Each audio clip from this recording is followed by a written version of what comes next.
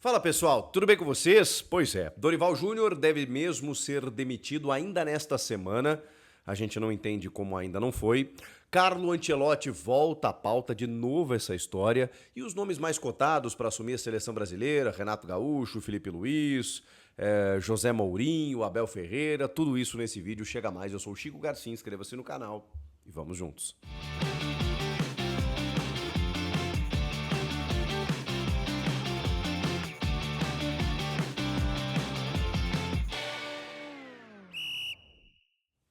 Bom, turma, vamos lá. Tem uma reunião agendada entre CBF, vulgo Edinaldo Rodrigues e o técnico Dorival Júnior para sexta-feira, quando então o presidente da CBF deve se manifestar. Ele não quis falar depois da derrota por 4-1, ainda em solo argentino, e como diria a saudosa Marília Mendonça, não receber mensagem também é mensagem. Pois é, às vezes quando você não comunica, isso comunica alguma coisa. E se o Dorival não falou naquele momento, dizendo que o momento era de reflexão, que depois ele ia se manifestar. Então é porque imaginou ele, né, que talvez alguma mudança pudesse acontecer e não queria daqui a pouco, em alguma declaração ali, tornar a situação ainda mais difícil. A gente sabe como essas coisas funcionam. E sabe também como essas saídas, essas demissões, esses trabalhos interrompidos, eles acontecem. A gente tem o feeling disso, né? Algumas derrotas elas são mais impactantes, algumas situações, a entrevista coletiva já diz muito. Então a gente tem. Claro que não é uma regra, mas isso acontece no clube, acontece na seleção. Quando a gente vê um determinado jogo, a atitude do técnico, começa a colher informação de bastidor que vai, na verdade, somando com aquela leitura que você já vem fazendo, com a postura do dirigente, você já pensa, já era. Então, a gente está há muito tempo nesse negócio, né? Sabe como é que as coisas funcionam nesse sentido. Por mais que ele banque, por mais que ele diga, eu ficaria muito surpreso se na sexta-feira ele dissesse, o Dorival é o nosso técnico. E se for o técnico mantido na sexta-feira depois dessa reunião, o que eu não acredito, será para a próxima data FIFA. E por um único motivo. Porque essa próxima data FIFA, que tem Equador e Paraguai antes do Mundial de Clubes, ela não permite com que você consiga contratar um treinador que, digamos, de mais quilate, né, que poderia vir, não fosse justamente o Super Mundial. E esse é o ponto, gente. Tem um Super Mundial aí entre junho e julho, 15 de junho, 13 de julho, que tem alguns técnicos empregados e que participarão desse Mundial. Vamos lá, Jorge Jesus, pelo Al Hilal, Abel Ferreira, pelo Palmeiras, Carlo Ancelotti pelo Real Madrid. E eu sei que tem outros nomes aventados, mas esses três especialmente estarão no Mundial. E eles não vão abrir mão do Mundial, da possibilidade da disputa, mesmo que, sei lá, o Abel talvez tenha chances remotas diante de tantos europeus, eles não vão abrir mão de uma grande vitrine como é o Mundial de Clubes, o primeiro, né, que vai acontecer com 32 equipes, parando todo o futebol mundial para você ter uma Copa do Mundo dos clubes na metade do ano. Será uma visibilidade que em nenhum outro lugar você vai conseguir. Só que essa data FIFA é antes, é em junho. Então tem esse detalhe. Se o Dorival permanecer, é só por isso. Mas eu imagino que ele anuncie a saída do Dorival, porque, cara, é impressionante, né? É quase uma unanimidade. Eu não vi ninguém dizer, não, mas veja bem, a geração é fraca. Até vi gente falando isso, mas não que atenuasse o trabalho do Dorival. Não no sentido de, não, cara, o Dorival conseguiu algumas coisas na seleção. Nada, porque não tem nada. Porque apesar da gente criticar alguns jogadores, e eles têm que ser criticados, apesar da gente acreditar talvez a principal responsabilidade de tudo que está acontecendo ao Edinaldo, à CBF, a essa bagunça que é o comando do futebol brasileiro, ainda assim o Dorival Júnior ele não está isento, porque ele não conseguiu extrair nada dessa seleção. Ele realmente montou um time que, na verdade, não existe, com muitas variações, com convocações deixando jogadores de fora, realmente com muitos problemas. Então o Dorival deve ser desligado mesmo nessa sexta-feira. E agora? O que fazer? O GE dá conta de que as conversas com Carlo Ancelotti retomaram. Ai, meu Deus, de novo essa história.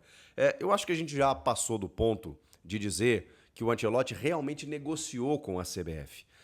E foi num momento em que o Edinaldo chegou a perder o cargo, vocês vão lembrar, né? Por conta de uma liminar, porque entendia a justiça, né, de que a ascensão dele, a chegada dele ao poder era inconstitucional, porque ele só assume por conta de todos os problemas envolvendo o Rogério Caboclo e tudo mais, e depois ele é reconduzido por uma decisão do ministro Gilmar Mendes.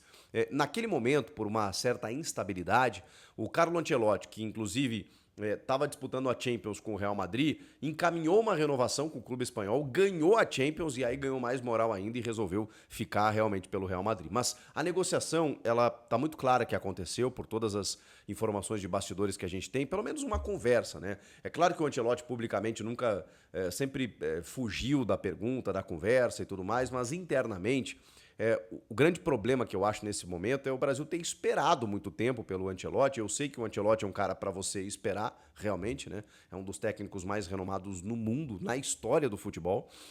Agora, se você não tivesse uma convicção muito grande de que ele viria, realmente não faria sentido você fazer o que fez o Edinaldo, né? Que é Ramon Menezes, Fernando Diniz interino e tudo mais, e perdendo muito tempo no ciclo. Agora, a conversa existiu, e o Ronaldo Fenômeno esteve no Charla, no podcast maravilhoso lá, da rapaziada, do Cantarelli, que inclusive...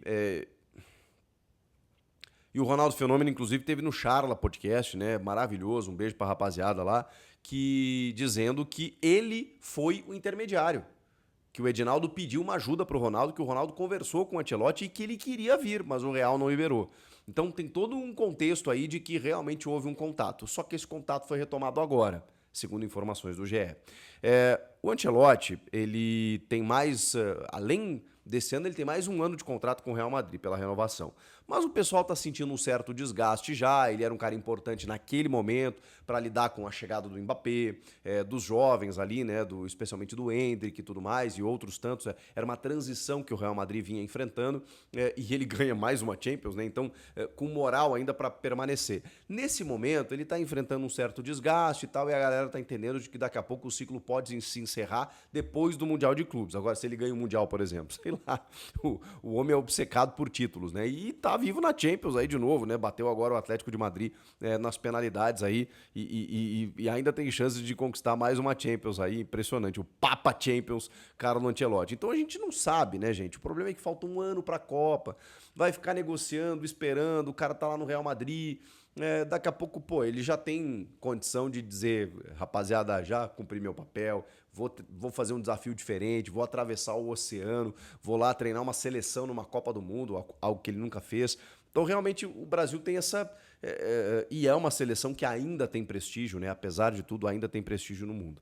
Pois bem, eu acho que a gente, ok, tem essa realidade aí, mas tem os devaneios, né, como Guardiola. O José Mourinho tá lá no Fenerbahçe, tá um pouco embaixo, aquela coisa toda. Rapaziada tá dizendo que ele vai sair. Talvez fosse uma possibilidade. O Mourinho tem personalidade para chegar daqui a pouco, né?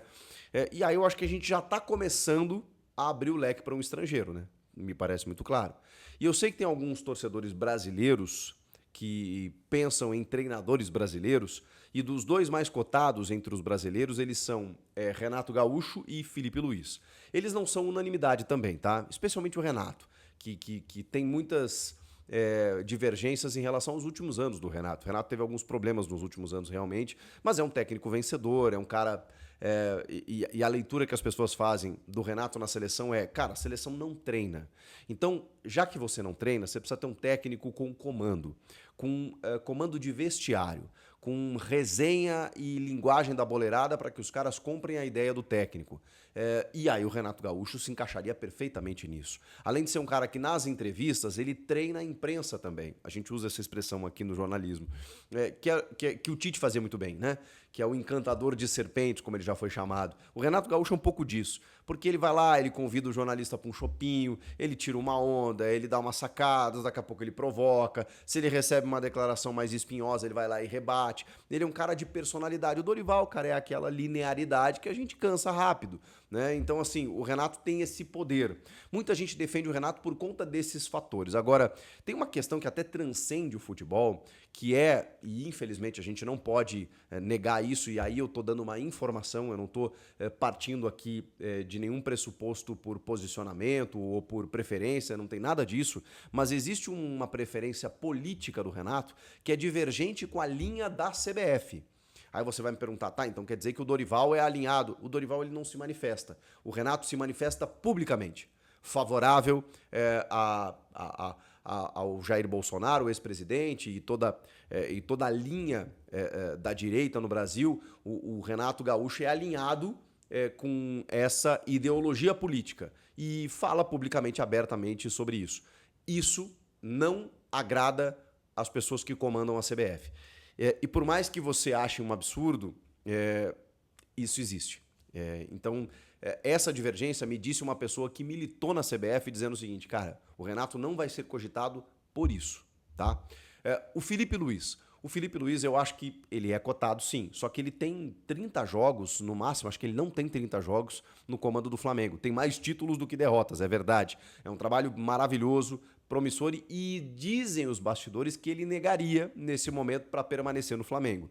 Eu não sei. Se vier um convite da CBF para o Felipe Luiz assumir a seleção, eu não sei. Só que eu acho prematuro. Embora eu ache o Felipe Luiz maravilhoso, as entrevistas dele são uma aula. Está surgindo, ou já surgiu, um grandioso técnico no futebol brasileiro. Mas eu realmente não sei se esse triturador de técnicos chamado cargo do técnico de seleção, se ele realmente seria uma boa para o Felipe Luiz neste momento. O Abel Ferreira seria a minha opção. E aí tem algumas barreiras que precisam ser derrubadas. Por exemplo, ele é um cara crítico ao sistema, crítico à CBF, é um cara que tem uma personalidade muito forte, é um cara que passa uma ideia muitas vezes de prepotência, eu não estou dizendo que ele estou dizendo que ele passa essa ideia. Mas aí a minha opinião, é o melhor técnico brasileiro, do futebol brasileiro, né, há pelo menos 4, 5 anos. Não existe outro. É o melhor treinador, é o mais competente treinador que milita no futebol brasileiro nos últimos anos. Em 2016, quando o Tite chega na seleção, ele era unanimidade. Cara, não tinha uma pessoa que dissesse, o Tite... Todo mundo queria o Tite, todo mundo. E o Tite, inclusive, passa por cima do seu desafeto pessoal, Marco Polo Del Nero, para chegar lá. O próprio Marco Polo Del Nero, a própria CBF, que não queria o Tite, vai lá e passa por cima de tudo isso, porque ele praticamente foi aclamado como técnico brasileiro. Todo mundo queria. Nesse momento, não existe unanimidade, não existe esse salvador, não existe esse herói, não existe. O Abel Ferreira é o que mais se aproxima. É o que as pessoas diriam, cara, não tem o que fazer. Ele é o melhor técnico no futebol brasileiro nos últimos anos. E ele realmente acho que teria condições de reconduzir a seleção pela maneira dele de pensar, pela maneira de comandar, de aglutinar. Ele é um cara que reúne todas essas valências. Essa seria a minha escolha. Agora, eu não sei se ele aceitaria, eu não sei se a Leila permitiria, eu não sei, tem o Mundial de Clubes ali na frente, então tem várias questões para você, enfim, destravar para ser o Abel. Não sendo isso, cara, talvez um interino em Equador e Paraguai, vejam só, para esperar pelo Ancelotti. Isso é o que deve acontecer. Não estou dizendo que é o que eu concordo, eu acho que a gente já tinha que definir esse nome. Só que esse nome está cada vez mais difícil. O Renato está no mercado. O Felipe Luiz você tem que tirar do Flamengo. O Mourinho você tem que tirar do Fenerbahçe. O Carlo Ancelotti você tem que tirar do Real Madrid. É difícil. O Rogério Ceni, que muita gente cita, tem que tirar do Bahia. O que vocês fariam? Comentem aqui, inscreva-se no canal. Eu volto na próxima. Tchau!